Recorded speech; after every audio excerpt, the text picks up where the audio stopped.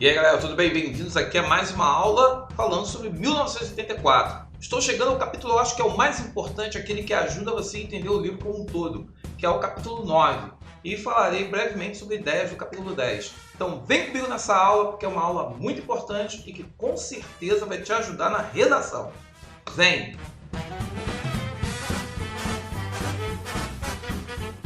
A nossa saga está chegando ao fim. E eu acho que de todos os capítulos que a gente falou, conversou, eu acho que esse capítulo 9 é o capítulo onde você tem ideias que ajudam você a entender aquilo que é o projeto do partido. Como que o partido ele faz uso de toda uma máquina para poder se manter no poder e ele não sofrer questionamento, perseguir os opositores, perseguir as pessoas que ousam enfrentar ou fugir daquilo que seria o controle do partido. Então, vem junto comigo, lembrando que eu estou usando esse livro aqui, ó, no caso dessa edição. Então, as referências de páginas, eu não estou usando aqui, eu falo das referências de páginas, eu estou falando desse livro aqui. Então, você já sabe qual o livro que serve de referência. Por isso que eu estou falando, que é o capítulo 9, e aí você vai lendo o capítulo 9 e lá você acha a situação que eu estou me referindo. Então, vamos lá, para não perder muito tempo. Pessoal, e antes de qualquer coisa, dá aquele likezinho, compartilha com o amigo, compartilha com o colega. É um trabalho desgastante, é um trabalho exaustivo. Pô, ficar lendo, relendo, pensando, refletindo. Então, dá aquela moral, dando likezinho, compartilhando com o amigo, conversando com os colegas. Pessoal, a prova da UERJ está chegando e mais do que nunca você precisa de todo apoio para garantir a sua nota. Então vamos lá. Ideias e trechos. O capítulo 9 é o capítulo em que o nosso personagem Winston está de posse do livro do Emanuel Goldstein. E ali estariam as ideias que explicariam o que é o partido, o slogan do partido. E aí ele começa mexendo com a questão da ignorância é força e guerra é paz. Nessa parte de guerra é paz, tem algumas coisas que eu acho bem interessante a gente refletir. Por exemplo, travar uma guerra é sempre estar em melhor posição para travar uma outra guerra. Ou seja, a guerra ela não acaba, ela não pode acabar. Eu preciso estar em guerra. A guerra ela precisa existir porque a guerra ela faz parte do processo que faz com que o sistema funcione e que acabe fazendo com que as pessoas, de alguma forma, comecem a botar numa rotina aquilo. Faz parte de estar em guerra. A paz não pode existir. A guerra ela vai garantir com que o sistema piramidal que está, no caso, dividido a sociedade, ela permaneça. A guerra faz com que a pessoa trabalhe em nome de um bem maior, de um bem comum, que é o bem do partido. Não é o bem pessoal. Você trabalha para o outro que é o partido.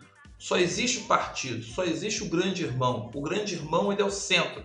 E você e a guerra faz com que você estimule sentimentos como ódio, raiva, e você não estabelece sentimentos que possam levar a uma questão como compaixão, tolerância, respeito, porque você está sempre à espreita do inimigo.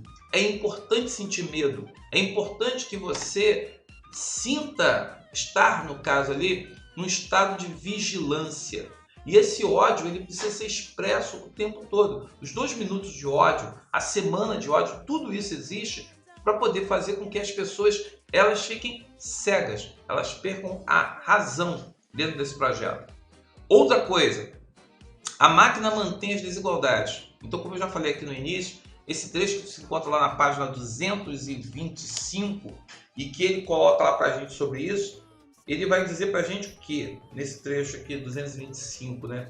A máquina, no caso, se a máquina fosse usada deliberadamente para esse fim, quer dizer, que seria para acabar com as desigualdades, se a máquina fosse deliberadamente usada para esse fim, a fome, o trabalho duro, a sujeira, o analfabetismo, a doença desapareceriam em poucas gerações.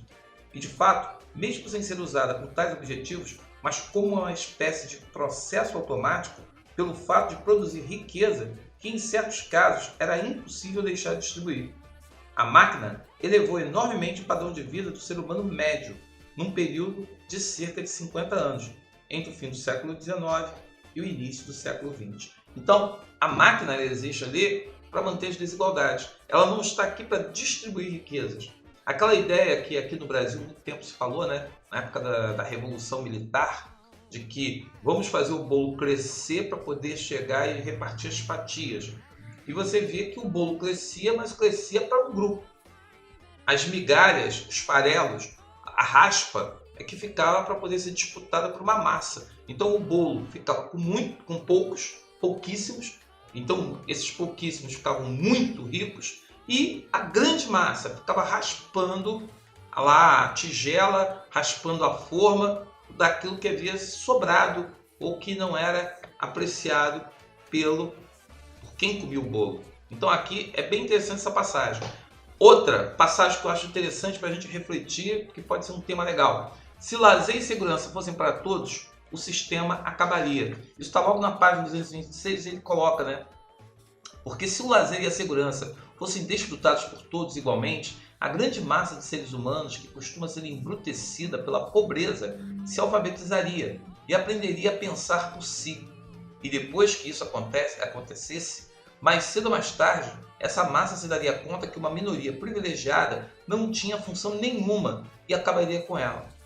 Ao longo termo, uma sociedade hierárquica só é possível no mundo de pobreza e ignorância.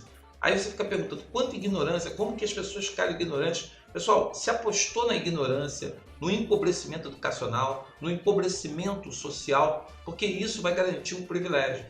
Quando eu falo que miséria dá dinheiro, se você lê Vidas Secas, se você lê a literatura de 30 do modernismo, você tem essa percepção de que é importante eu concentrar riqueza e, principalmente, dividir os mais pobres, fragmentar os mais pobres. Eu já coloquei isso uma discussão aqui, que eu preciso fazer com que as mulheres percam a identidade da mulher.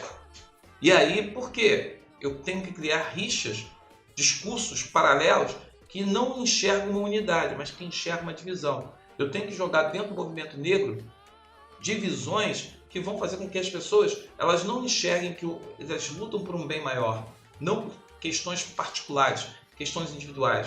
Um lockdown ele não é feito para poder pensar em casos particulares, ele é feito para a sociedade. E aí espera-se que num sistema consciente social as pessoas saibam que existem bens que precisam ser disputados para a coletividade, não por uma questão individual. Então, assim, essa passagem é bem interessante, daria um excelente tema de redação. Outro aqui, não há palavra em nova língua para a ciência. Isso está lá na página 2229. E ele diz o seguinte: todos os membros do núcleo do partido acreditam nessa conquista vindoura como um artigo de fé. Ela será obtida ou bem mediante a aquisição de mais e mais território, com a consequente construção de uma preponderância avassaladora de poder, ou bem pela descoberta de alguma arma nova e definitiva. A busca por novas armas prossegue sem trégua. É uma das pouquíssimas atividades remanescentes em que mentes inventivas ou especulativas conseguem encontrar algum desafogo. Hoje em dia, na Oceânia, a ciência, no sentido antigo, praticamente deixou de existir. Não há palavra em nova fala para a ciência. O método empírico de pensamento, em que todas as realizações científicas do passado se fundavam, opõe-se aos princípios mais fundamentais do raciocínio. E mesmo o progresso tecnológico só se verifica quando, desta ou daquela maneira, seus produtos podem ser utilizados em prol da liberdade humana. Em todas as artes úteis, o mundo ou está imóvel ou retrocede. Então, aí vem aquela questão do duplo pensamento, como que o duplo pensamento trabalha, mais para confundir do que para poder orientar. E como que a questão da ciência, qualquer coisa especulativa que leve você a pensar, que leve você a pesquisar, isso desaparece. Quer dizer, no momento que não há nenhuma palavra que se refira a isso, ela não existe. E como ela não existe, não há por que você pensar ou enxergar algo parecido. Então, por isso que a gente fala que nos estados totalitários, ciência, cultura, educação, saúde, vai de encontro aos bens totalitários, vai de interesse aos interesses totalitários. E é isso que o nosso amigo denuncia aqui. Esse seria um excelente tema, porque tem muito a ver com nossos dias. O negacionismo da ciência, né? As pessoas negam a questão, as pessoas colocam vários tipos de fake news falando sobre a questão, por exemplo, de que tomar vacina é você botar um chip dentro de você, que você vai estar sendo policiado, monitorado, e que você vai pagar, que você vai ser um robô, que você vai virar, no caso, um zumbi, só ficar vindo Walking Dead, aí pronto, joga Walking Dead aí dentro. Então é uma forma de você, eu acho que seria também um tema interessante. Outro tema que eu acho que coloca aí, está na página 235, que ele fala que a guerra devora os bens. Está no final, no último parágrafo da página 235. Ele diz: a guerra, portanto, se julgada pelos parâmetros das guerras anteriores, não passa de impostura.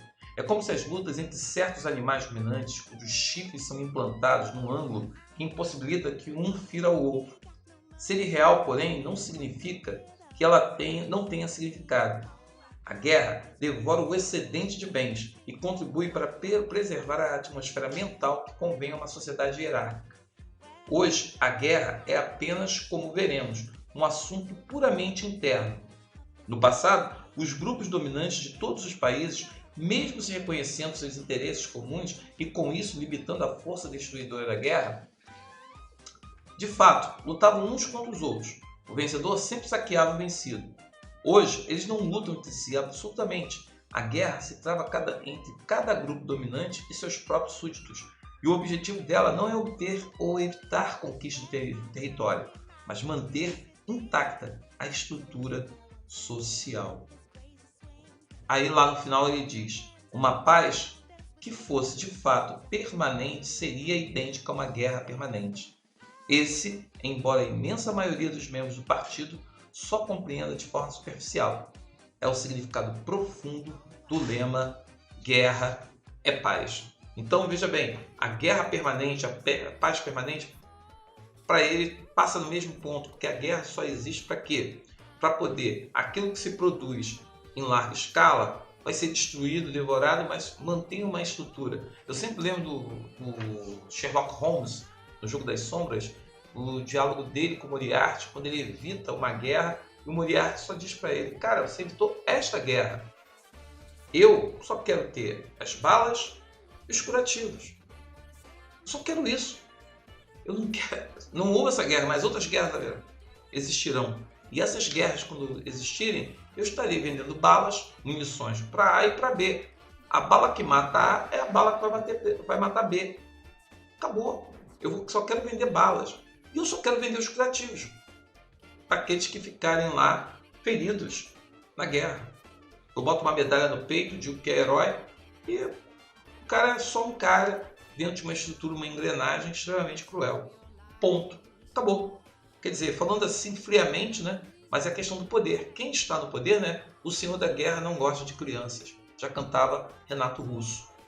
E assim, a necessidade de modificação do passado, que está na página 250, também tem a ver com essa questão da guerra, né? Que ele vai dizer que nenhum país quer vencer guerra nenhuma. Quer dizer, a gente nem sabe se existe a guerra de fato.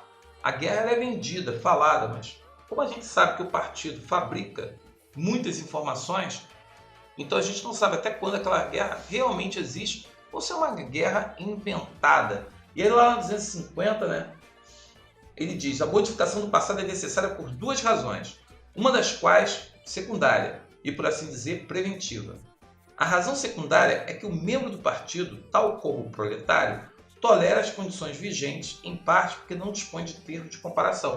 Ou seja, o cara tem uma vida precária e como ele tem pouco, ele olha para o lado, para todos os lados, só tem pouco, então ele não tem como comparar que a vida dele é melhor ou pior, porque é tudo igual. Então, é preventivo.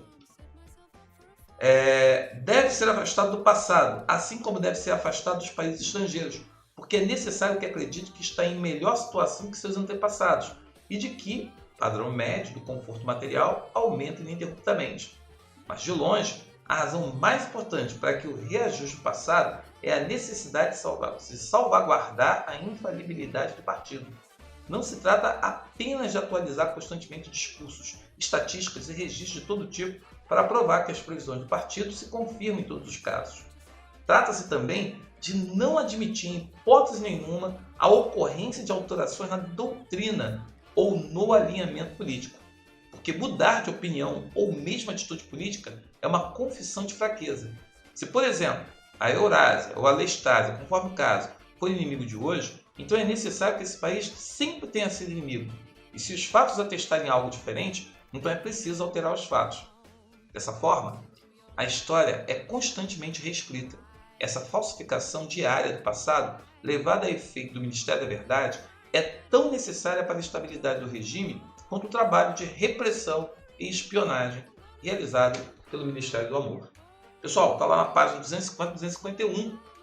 Eu acho esse tema fantástico, porque ele está falando sobre por que eu preciso mexer no passado, por que eu preciso estar sempre reescrevendo e reinventando, e por que a guerra se torna tão necessária. Quer dizer, o cara tem que olhar para o passado, sem buscar alguma informação, o que ele vai encontrar são informações dizendo que sempre existiu a guerra, sempre fomos inimigos daquele grupo, ponto.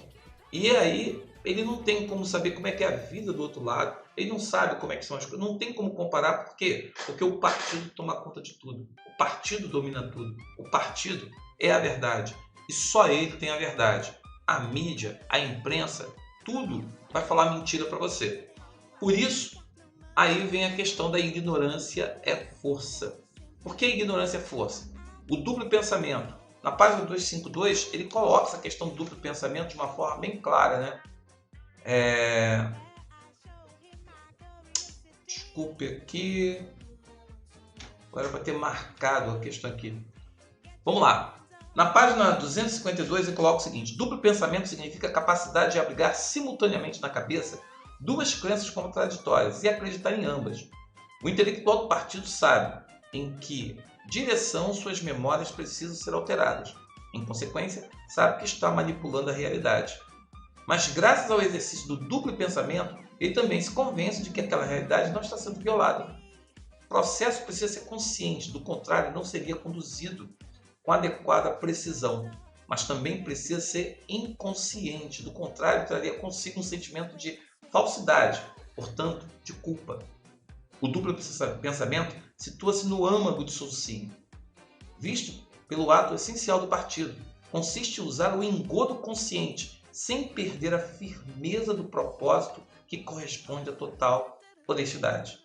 Dizer mentiras deliberadas e, ao mesmo tempo, acreditar genuinamente delas, esquecer qualquer fato que tiver se tornado inconveniente e depois, quando ele se tornar de novo necessário, retirá-lo do esquecimento somente pelo período exigido, pelas circunstâncias, negar a existência da realidade objetiva e ao mesmo tempo tomar conhecimento da realidade que negamos, tudo isso é indispensavelmente necessário. Mesmo ao usar a palavra duplo pensamento, é preciso praticar o duplo pensamento, porque ao utilizar a palavra admitimos que estamos manipulando a realidade. Como um novo ato do pensamento, apagamos esse conhecimento e assim por diante, indefinidamente, com a mentira sempre é um passo adiante da verdade. Eu sou contra a vacina. Agora, a vacina eu tenho que falar porque o meu inimigo está falando da vacina. Então eu vou dizer que eu sempre fui a favor da vacina. Só que vai chegar um momento em que a vacina vai cair no segundo plano e eu vou dizer que eu neguei a vacina. Pessoal, eu estou no poder, eu vou contar a história de acordo com a conveniência do momento. Por isso, o duplo pensamento é o engodo consciente. Eu estou mentindo e eu minto com tal convicção que as pessoas param de acreditar nos fatos e começam a acreditar em narrativas. Com convicção. A pessoa não pensa, não questiona, as pessoas não refletem. Afinal, eu preciso ignorar. Eu ignoro onde está a verdade. E aí o conhecimento com ignorância, cinismo com fanatismo. Essa parte do 254 também achei muito interessante, porque ele coloca, no caso aqui, né, os trabalhadores um pouquinho mais favorecidos, a quem chamamos de proletas, só têm consciência da guerra de forma intermitente. Sempre que necessário é possível espicaçá-los para que tenham surtos de medo e ódio. Mas, se abandonados a si mesmos, às vezes esquecem dos longos períodos em que há uma guerra em curso. É nas fileiras do partido e, sobretudo, no núcleo do partido que se encontra o autêntico entusiasmo bélico. Aqueles que sabem que é impossível conquistar o mundo são os que acreditam mais firmemente no projeto. Esse estranho entrelaçamento de opostos, conhecimento com ignorância, cinismo com fanatismo, é um dos principais traços da sociedade oceânica. O partido rejeita e avilta cada um dos princípios originalmente defendidos pelo movimento socialista e trata de fazê-los com o mesmo nome, com o nome mesmo de socialismo. Tanto é que é o socialismo em inglês, socing. Eu rejeito o socialismo, mas ajo como socialista. Eu rejeito a ditadura, mas eu ajo como ditador. E eu não vejo que as minhas atitudes são ditatoriais. Olha aí a ignorância e a força. Por fim, somente conciliando contradições é possível exercer o poder infinito, como ele coloca na página 274. Quer dizer, eu uso, mesmo os nomes dos 4 ministérios que nos governam, exibem uma espécie de descaramento na inversão deliberada dos fatos. Ministério da Paz cuida dos assuntos de guerra. Ministério da Verdade, no caso, ele cuida das mentiras. O Ministério do Amor pratica a tortura. O Ministério da Pujança lida com a escassez de alimentos. Essas contradições não são acidentais e não resultam da mera hipocrisia. São exercícios deliberados de duplo pensamento, pois somente reconciliando contradições é possível exercer o poder de modo indefinido. É a única maneira de quebrar o antigo ciclo, se quisermos evitar para sempre o advento da igualdade entre os homens. Se quisermos que os altos, como chamamos, mantenham sempre o seu poder. Então aí, pessoal, é legal quando ele fala, né? É importante que eu fale que a Terra é plana e as pessoas confirmem, a Terra é plana. Então, a leitura, eu acho que esse capítulo 9 tem vários temas, ajuda a explicar várias ideias que lá atrás, como o próprio Winston dizia, né? Eu sei o como, mas não sei o porquê. Então esse capítulo explica tudo. Tá lá tudo explicadinho para você entender e relacionar e pensar o tema. Já o capítulo 10, né, que fecha a segunda parte, é um capítulo que é basicamente as máscaras, eu chamei de as máscaras caem, né? O Sr. Charleston não é aquele senhorzinho simpático que alugou um quarto para servir de refúgio, que aquela parede metálica que está ali colada e que não tinha como descolar, era na verdade um tipo de teletela. Ele já havia revelado para o Brian sobre os esconderijos, mas eles já sabiam, porque tudo que ele registrava no diário, a polícia da ideia já sabia. E aí, o abrigo descoberto, ele e Júlia serão presos. E como eles serão presos, pessoal, nesse momento eles começam a se dar conta de que tudo aquilo que eles viveram, no caso, foi o tempo todo vigiado, manipulado. Eles não tinham a liberdade que eles achavam que tinham.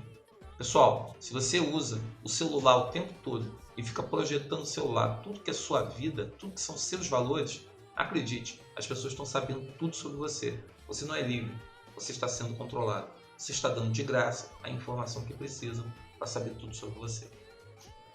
Esse é o capítulo 10. Assim fecha esse vídeo e espero que você se sinta agora mais estimulado, mais consciente para produzir bons textos. E o tema vai sair por aí, pessoal. Vai sair por um desses ângulos aí. Então, esteja preparado para escrever e faça uma boa redação. Até a próxima e até a terceira parte, que é um vídeo super curto, que aí a gente fecha o livro 1984. Deixa o like, dá uma curtida e indica para o amigo. Até a próxima.